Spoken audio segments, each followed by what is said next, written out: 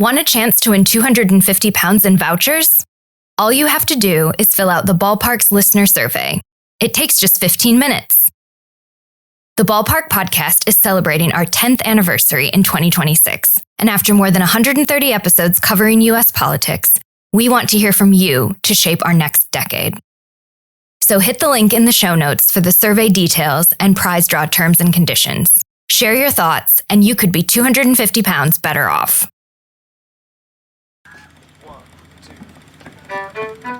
Hello and welcome to The Ballpark, a podcast from the Phelan US Centre here at the London School of Economics. I'm Chris Gilson, Managing Editor of the Phelan US Centre's blog on US politics and policy, USAP. Donald Trump's first presidential term meant that many allies, including in Europe, were forced to consider the possibility that the United States could no longer be a reliable partner in global affairs. With Trump's return to the White House last year and the resurgence of his America First agenda, Europe has had to return to that way of thinking as it reconsiders its own economic and military security. And Europe has not been unified in its response to Trump, with divisions over the ongoing war in Ukraine and the US conflict with Iran. Trump's tariff policies have also further complicated the EU's relationship with the US and with its other global trading partners. To discuss the EU's turbulent relationship with the US, in March 2026 I spoke to Kathleen McNamara, Professor of Government and Foreign Service at Georgetown University and a visiting professor at the Phelan US Centre. Her work focuses on markets, culture and politics in the European Union and the United States, with particular interest in industrial policy, money and globalization. I began our conversation by asking Professor McNamara to outline their research and current work. I'm Kathleen McNamara. I'm at Georgetown University, where I'm a professor of government and foreign service. So I'm in the School of Foreign Service in the Department of Government there. My work has tended to look at a couple different sort of buckets of things. One thing I'm really interested in is the global political economy, how it works, and really trying to think through how do markets work, and particularly what's the role of power in structuring markets, and what's the role, on the other hand, of culture and social identities. I think a lot of times people tend to reduce markets down to sort of supply, demand, sort of narrow economic things. And my career, I've really spent trying to think through how politics and culture matter for markets. The other kind of big group stuff that I've been doing is thinking about the European Union, because the EU is a really interesting sort of anomaly in today's world. We have sovereign states, we have international organizations, but the EU represents this really innovative and interesting governance form. It's a polity that's kind of emerging over time, changing, very dynamic. And so I've had a lot of fun over the past 3 decades sort of tracing its changes and trajectory. No more so than today, which I think we'll get into. Thanks so much for that. So my first question really is about the EU and who's in the White House right now, President Trump. What impact has Trump's return to the White House had on US-EU relations? And what have been the consequences of his policies for EU unity?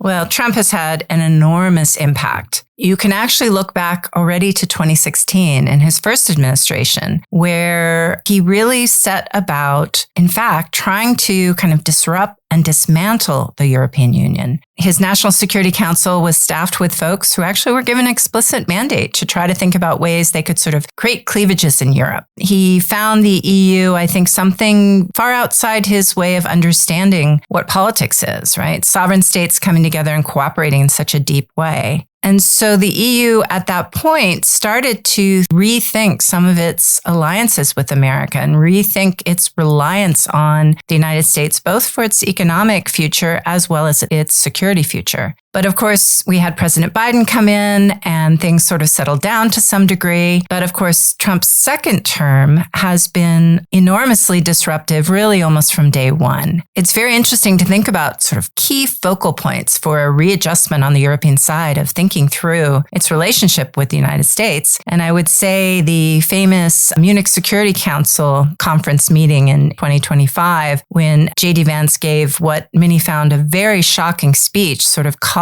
Europe to task for somehow not really being a supporter of democracy and civil liberties and free speech at a moment when Europe was really looking for American leadership around Russia's continued war on Ukraine. And then the second focal point happened later on in that month, February 2025, when Zelensky comes to the Oval Office. And again, there's this sort of huge kind of eruption with Trump in the Oval, where many of the kind of certainties that people had about America's role in the world in trying to make sure that Europe would be peaceful and secure was completely sort of thrown into question. So Europe has really had to, following those kind of key moments, think very hard about how to build its own security capacities, how to think about how to protect itself from economic coercion in terms of trade and investment with the United States. So it's been a real awakening in time of great disruption in terms of that relationship.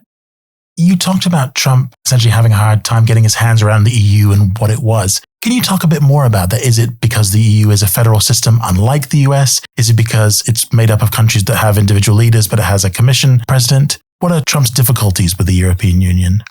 That's a great question, and I'm sure I won't do complete justice to it because I think it's certainly a multifaceted answer. But I would actually start with the notion that the EU really was a very explicit peace project. After two devastating wars on the continent, with the European coal and steel community sort of harnessing these key materials of warfighting, coal and steel, and pooling them together under German and French control, really is a sort of fascinating case of countries voluntarily giving up their military capacities and their sovereignty over their foreign policy to some degree. And so I think Trump is somebody with his America First agenda, with his very sort of personalistic way of governing, who simply can't fathom that degree of deep collaboration, and moreover, perhaps sees it as a threat to his particular vision of what politics should be and his story about why the America's First agenda is the way forward in today's world.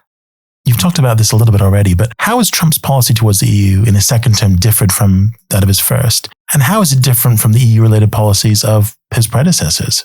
So I would start perhaps on the sort of economic side. The EU has traditionally in the post-war era been America's most important trade and investment partner. We tend to think about China's rise in the global economy, but actually the sort of engine of globalization to some degree has been this deep and long-lasting and sort of ongoing set of economic and market relationships between Europe, particularly the EU, as well as the UK and the US. And Trump comes in and throws all of that, not just in the case of the EU, but in terms of the global economy, into question. In his first term, he sort of threatens some tariffs. He puts up some tariffs against China. But in his second term, with his so-called Liberation Day, when he sort of went, I guess, through an AI-generated or ChatGPT-generated list of countries, putting up these incredibly large tariffs against countries all over the world, including the EU, that was sort of unprecedented and unheard of. We had decades upon decades, really, of a constant sort of lowering of barriers to trade and investment. And in a fell swoop, Trump comes in and says, that's all over. So that's, I think, the first important change, and truly shocking, again, not only to Europe, but to countries around the world, Canada, the global South, etc. I think the second thing that's so important is, again, going much, much further and in a much more visible and striking way in a second term to really question the foundations of NATO, which again, we're talking about decades and decades, right? Where politics and the geopolitical order had been organized around this idea of American leadership, but a sort of benevolent hegemony, that America would be this powerful actor that would provide security, certainly for Europe and for Asia and lots of other parts of the world. Trump again comes in and really throws a lot of questions around the willingness of the United States to stand behind its NATO commitments. No more so, of course, than in his seeming threats against Greenland, where there seemed to be some sort of direct attack on the notion of territorial sovereignty. Obviously, Denmark being a NATO country. This was, again, quite shocking to people. So very big break with the first term. So Trump's second term has been really characterized by what are known as his America First policies. What differences exist within the EU in their response to the US? And how has this impacted the bloc's unity when dealing with Trump? So when we think about the impacts of the America First across the EU, it is important to kind of try to parse out what are the different situations of the various EU countries that would lend them to sort of be more affected or less affected. And I immediately think of the kind of division between states that are moving more towards autocracy or in autocracy like Hungary with Orban, who presumably are all for the America First agenda, for whom, for example, J.D. Vance's comments at Munich may not have been threatening, but rather reassuring, because countries like Hungary are in fact completely on board with this sort of transnational far-right agenda, which have to do with curtailing civil liberties, human rights, which have to do with concentrating power in the executive, make the world safe for autocracy again. And so presumably countries that are more historically committed to a sort of liberal democratic vision, such as the core countries of Europe, would seem to be those that would be much more opposed to and impacted by America First. I think the other interesting division is what we're seeing right now on the U.S.-Israeli war against Iran, that the Spanish leader Sanchez has come out so very strong and articulated very clearly his opposition to that war, his opposition to arguably a sort of American imperialist warmongering, violence and coercion. That really is an interesting sort of example of, I think, some European countries that really want to draw a line between Europe and America in its current form. But on the other hand, we've had other countries that have been more willing, and, for example, outside the EU, the UK, have been more willing to provide their bases as landing platforms and so on, have been willing to provide much more support to the EU. So I think that's another really interesting cleavage. Economically, I think the EU, we see actually more convergence across the EU. It's hard for me to kind of think about any state that's necessarily winning economically from Trump's policies. We have been watching sort of carefully Giorgia Meloni, the leader of Italy, because she comes from more of a right-wing populist background. And she has tended to be, in a personal sense, much more friendly with Trump. They get along very well. But I think it's hard to make an argument that somehow she is an example of a Trump supporter who has fully thrown all of her political capital behind him. I think she still views the EU as the most important sort of safe harbor for Italy. And therefore, I think I wouldn't put her completely in the Trump column. So in recent years, scholars, including yourself, have highlighted the more assertive tone the EU has taken on issues, such as the US designs on Greenland and Russia's invasion of Ukraine. Has this shift in tone benefited the EU's authority and policy responses to those powers? And I guess another aspect of this is, has it made the EU more unified?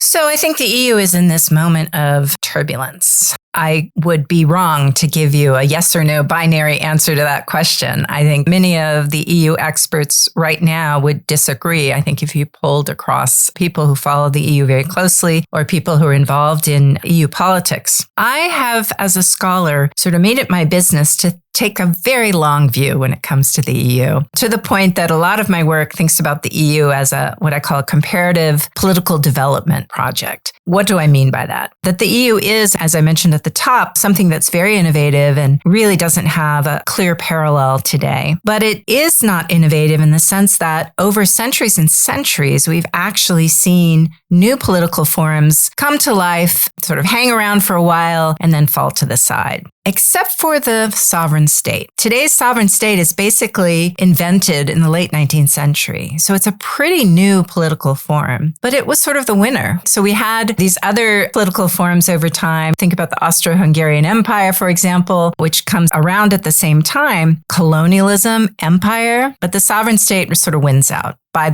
I would say, World War II, the end of World War II. And I think that we should put EU in this kind of long line of new emergent political forms. So in some of my work, I look back at things like the Hanseatic League or the Italian city-states to kind of try to suss out what are similar things and what are different things in terms of how the EU is being formed and the political logics that underpin it. And so when I think about sort of where the EU is going and its question of whether we're going to see more unified Europe as a security actor, I do see historically that in times of sort of universally recognized threat, political actors tend to have a lot of room for maneuver, a lot of room for sort of concentrating power, building administrative capacity, doing things like taxing, all kinds of sort of fiscal capacity sorts of things. And arguably, the sort of double whammy of Putin's invasion of Ukraine and Trump's second term have set up the conditions that make it more likely that the EU will continue moving towards a sort of standalone security capacity and a more unified foreign policy.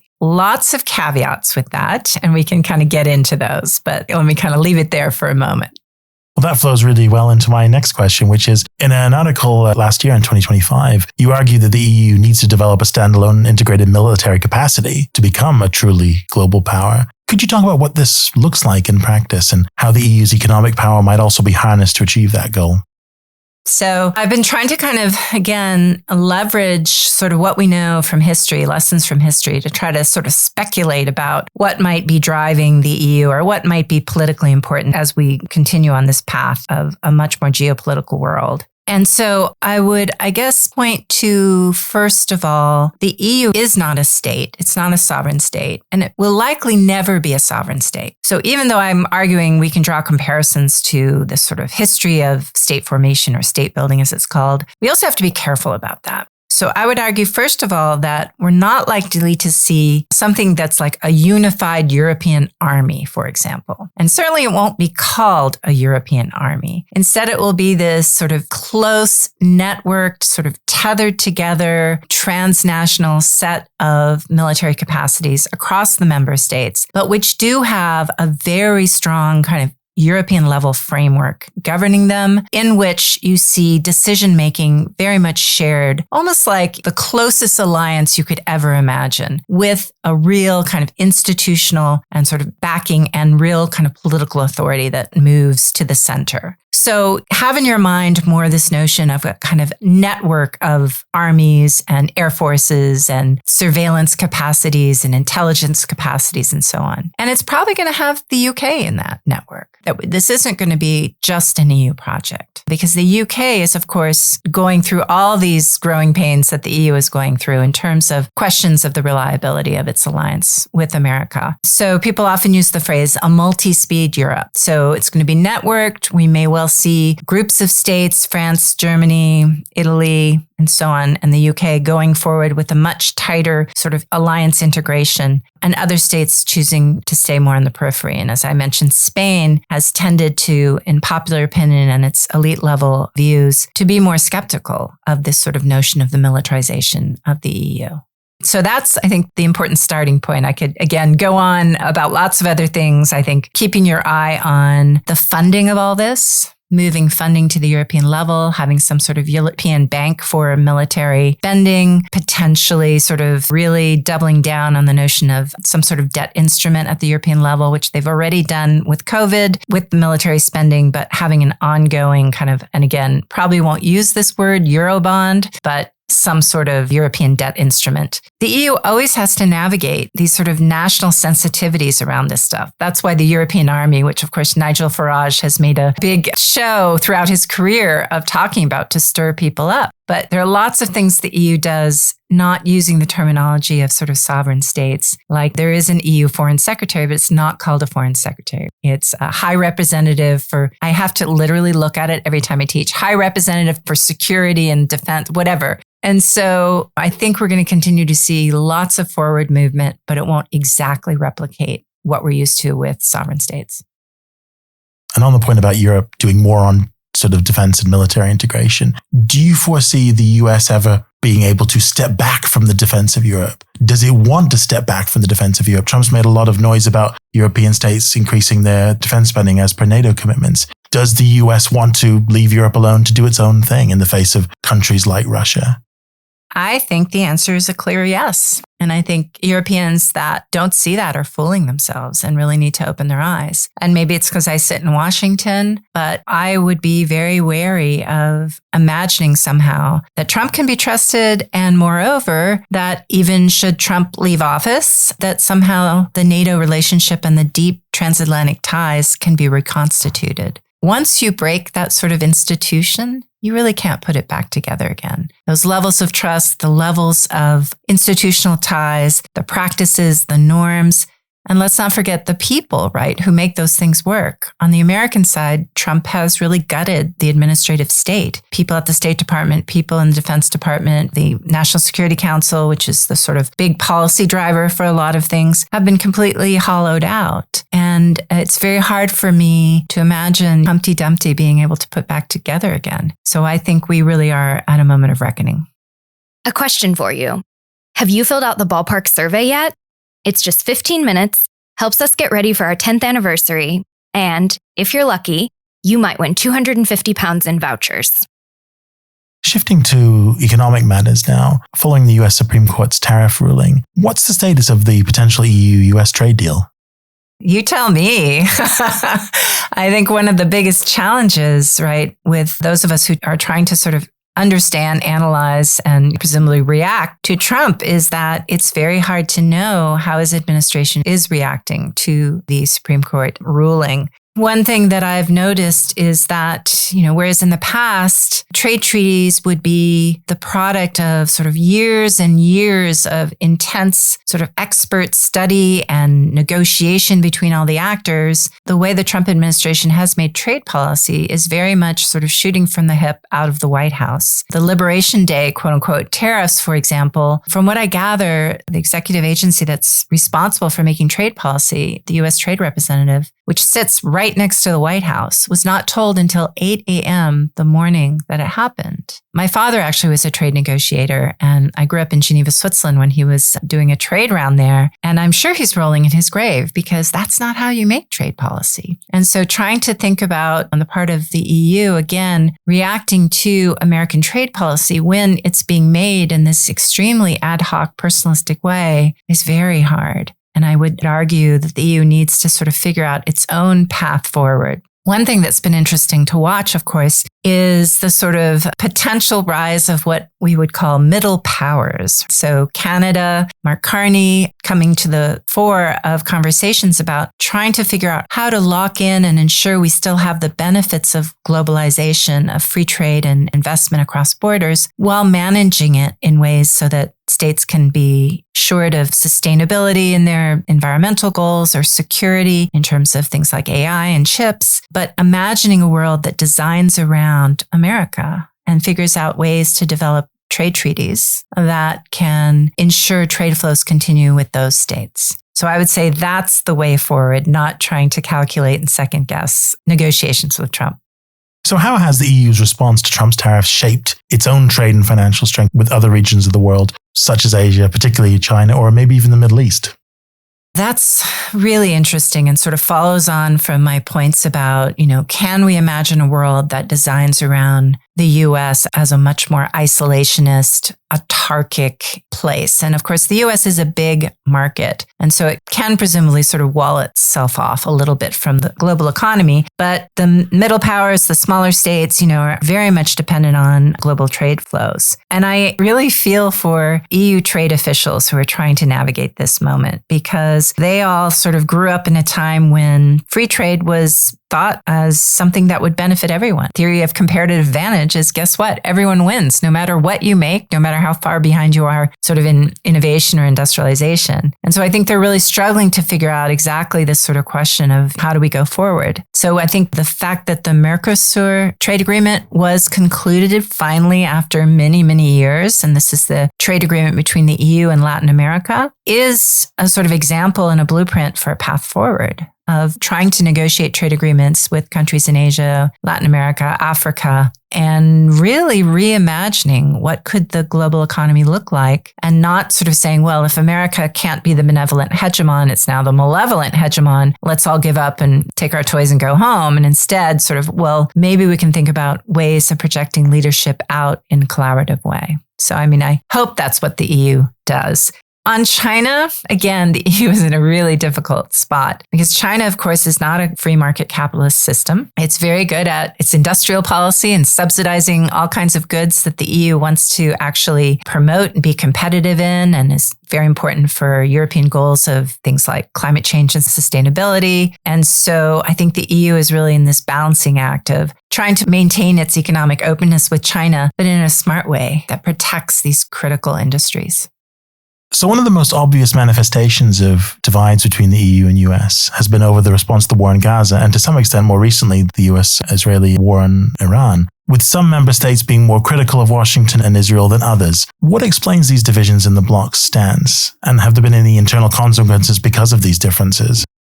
So I would say, this is a very difficult and sensitive topic, the question of Gaza and the catastrophic humanitarian genocide, I will use that word, that is occurring there. I think for a very long time, because of the tight alliance with the United States, many in Europe were hesitant to speak up, because the U.S. has historically had such a tight and close relationship and alliance with Israel. And so I actually think this is a moment potentially of opening, where if the U.S. is no longer the only and key security provider for Europe, that we could start to see much more light between European stances on the relationship with Israel and what is happening in Gaza. I will say, as a professor, I'm struck by the kind of differences in how students talk about this in the classroom in Washington versus in Europe. And when I've had European students in my classes at Georgetown, there's a willingness to be sort of much more open and much more critical of Israel and the horrors that we're seeing in Gaza. But in the United States, there really has been a deep reluctance to touch it with a 10-foot pole. So I am actually hopeful, perhaps, we'll start to see Europe being able to play a more positive role.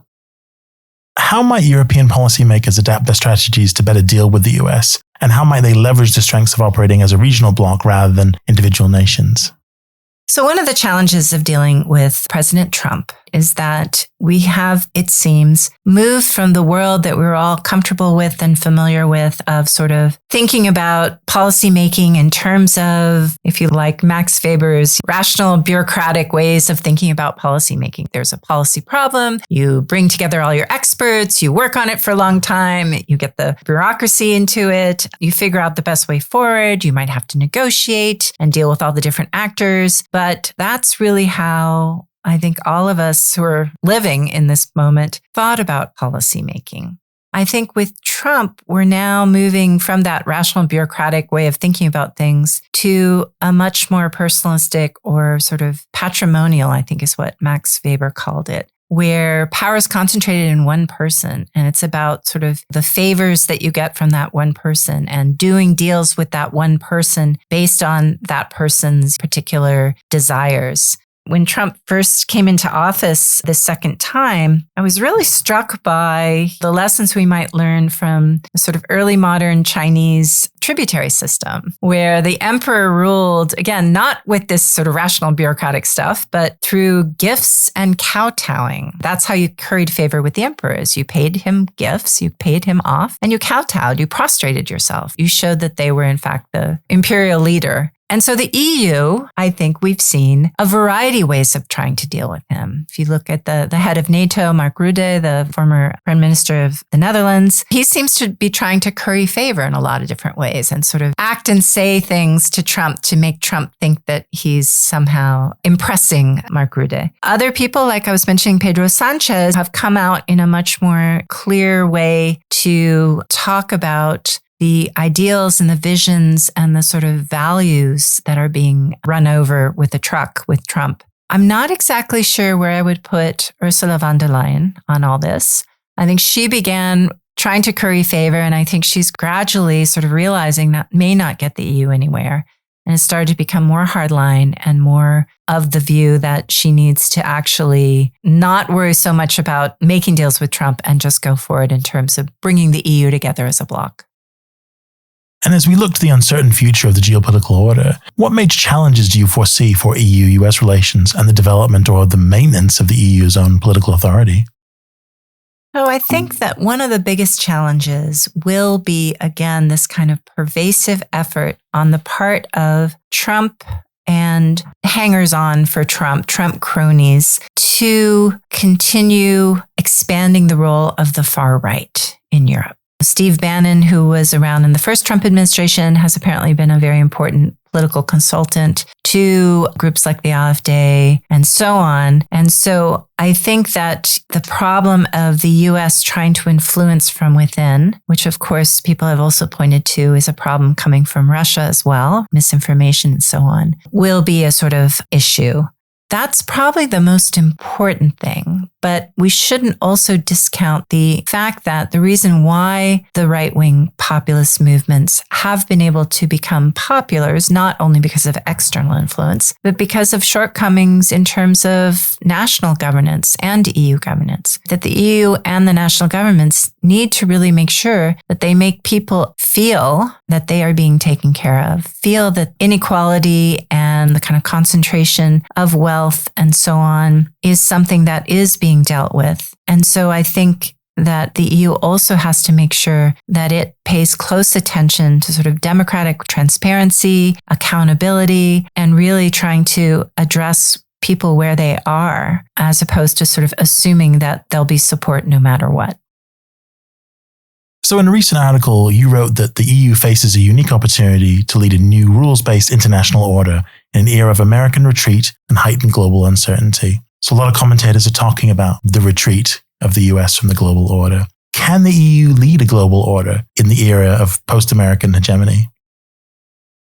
I think it really will depend on making the kinds of arrangements and relationships with other interested, motivated states. Talked a lot about, I think, Canada as being really important. I think the UK is very important. States in Asia, particularly Japan, Korea, incredibly important. And then states in the global south. So I guess what I'm trying to kind of imagine, again, is this notion of, could there be a world that is decentered from the US that doesn't rely on American hegemony? Now, political science literature, particularly in international relations, would argue no.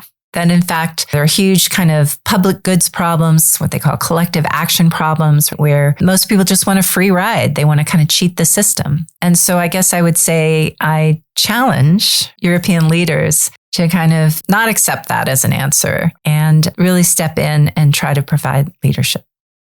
And that's a great place for us to finish. But before we do finish, I'd just like to give you the opportunity to direct our listeners' attention to any recent or upcoming books, articles, or other projects you're working on that you think they might find to be of interest. Well, I think if people are interested in following up on this question of how a changed geopolitical landscape might be reshaping the EU and the kind of political logics, I really unpack that and use historical examples in a very recent piece from last month, January 2026, in something called the Journal of European Integration. You just Google McNamara Journal of European Integration. It's called A Market for War, ? And it really traces through sort of how a new military industrial complex in the EU to support this militarization may play through, and flag some of my concerns around, is the EU prepared in terms of its sort of democratic representation? I mean, war and threat, again, is a very kind of politically sensitive thing that creates huge opportunities for mischief, to be honest. And so I think it's really important that we think through the democratic questions involved. And so I would point people there. I also am on Blue Sky. Prof. K. McNamara, I think, is my label handle. And I also do often post like threads of my recent work and recent thoughts, so people can check that out. Thank you. And we'll link to those in our show notes, along with all the other resources and articles we've talked about today as well. Just remains me to say, Professor Kathleen McNamara, thank you so much for speaking to us today. It's been a real pleasure. Thank you. Kathleen McNamara is Professor of Government and Foreign Service at Georgetown University and a visiting professor at the Phelan U.S. Center. And that's it for this episode of The Ballpark. Thanks to Professor Kathleen McNamara for joining us in this episode. For more information about the Phelan U.S. Center, you can go to www.lse.ac.uk/United-States. On X and Instagram, we're at LSE_US, on LinkedIn, we're LSE United States. This episode of The Ballpark was produced by Chris Gilson and Avan Fatah. Our theme tune is by Ranger and the Rearrangers, a Seattle-based gypsy jazz band. You can look them up at rangerswings.com. To listen to all our previous episodes, just enter LSE Ballpark into your search engine of choice. You'll find us. We're free to listen to, and like lots of other podcasts, we're ad-free. We'd love to hear what you think about the show. You can email us any feedback at uscenter@lse.ac.uk, or you can send us a tweet at LSE_US, and tell your friends about us. If you like what you've heard, then please rate and review us via your podcast platform. It helps other people find the show. The content and opinions expressed in this podcast don't reflect those of the Phelan U.S. Center or the London School of Economics. Thanks for listening. Play ball!